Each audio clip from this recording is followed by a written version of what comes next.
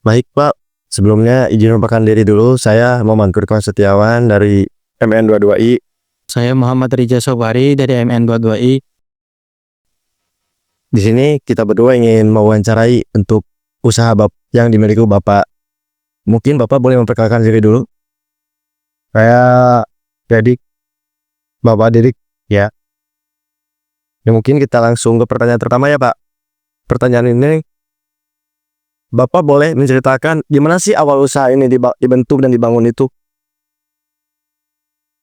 Awal kan dulu yang duluan orang ada, kemudian ini ada tempat bekas isi ulang air minum, tapi udah nggak kepake jadiin budak.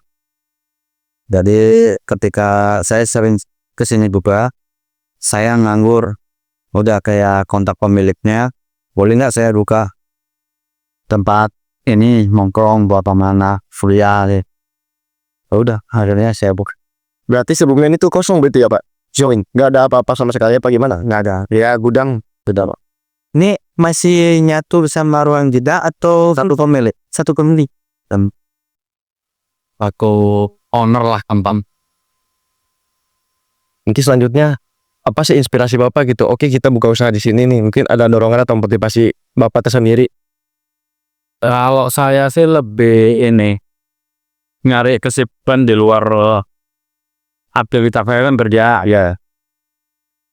Tak kalian nyari ini pemasukan tambahan gitu, sama bantu-bantu orang yang mau kerja. Apa saja sih tantangan terbesar menurut Bapak ketika membangun usaha ini? Menjelas lingkungan.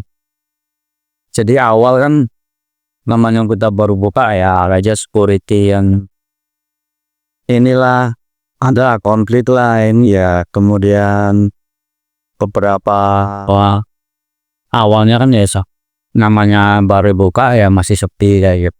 Tantangannya yang awal beratnya ini bagaimana Bapak menghadapi tantangan tersebut? Yang mengatasinya Pak? Atasi masalah-masalah Pendekatannya ke ini aja. Kalau security ya kita bicarakan baik-baik. Sebenarnya kan security ada koordinator security keamanan ya. Kemudian sama yang punya tempat semi. Ya udah ajak diskusi bareng. Tujuannya di sini apa, kemudian yang mengganggu mereka apa, kita selesaikan baik-baik.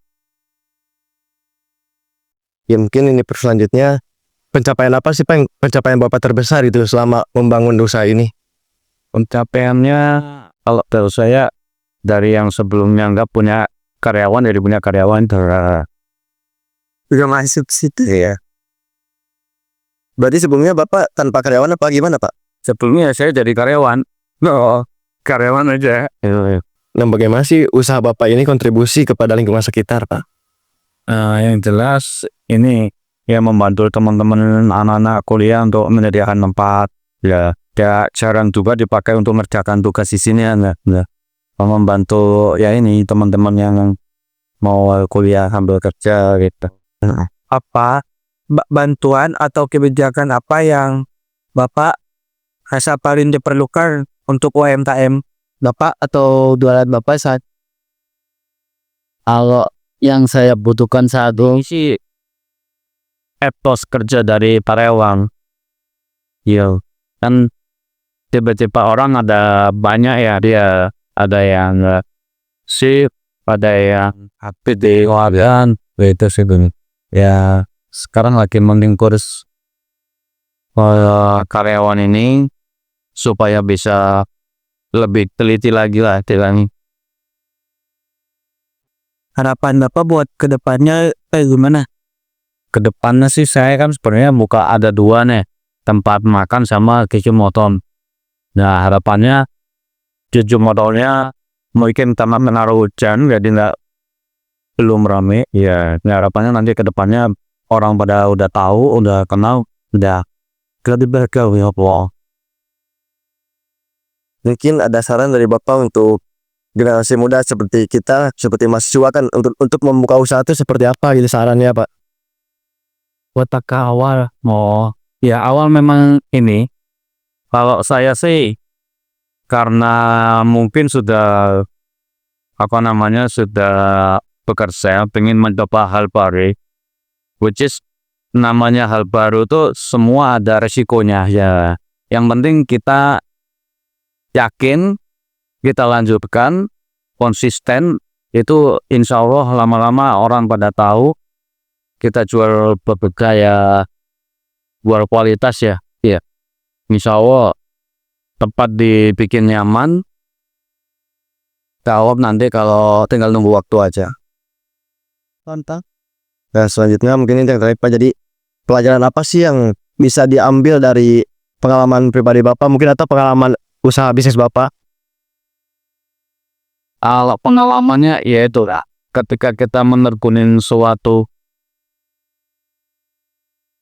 bidang yang di luar sama sekali kita nggak ada, nah itu kita perlu bekal nih, kita perlu prepare. Jadi nggak hanya modal nekat ya, kita harus mempersiapkan kira-kira kita punya kemampuan dana kita ini segini. Nah, untuk supaya nggak minus parah, masih bisa meng-cover untuk apa yang harus kita siapkan. Contohnya ada dana darurat misalkan, ngomongnya kalau sepi sehingga karyawan masih tetap pendapatan dasi seperti itu. Kalau namanya usaha kan naik turun kita nggak ya, pasalnya kita harus prepare lah ya. Nggak overall aspek tinggi yang harus selalu ada ya. Ya udah mungkin sekian lah pertanyaan dari kami. Terima kasih atas waktunya. Mohon maaf juga kalau ada salah kata dari kita. Ya lebihnya mohon maaf. Wassalamualaikum warahmatullahi wabarakatuh. Waalaikumsalam warahmatullahi wabarakatuh.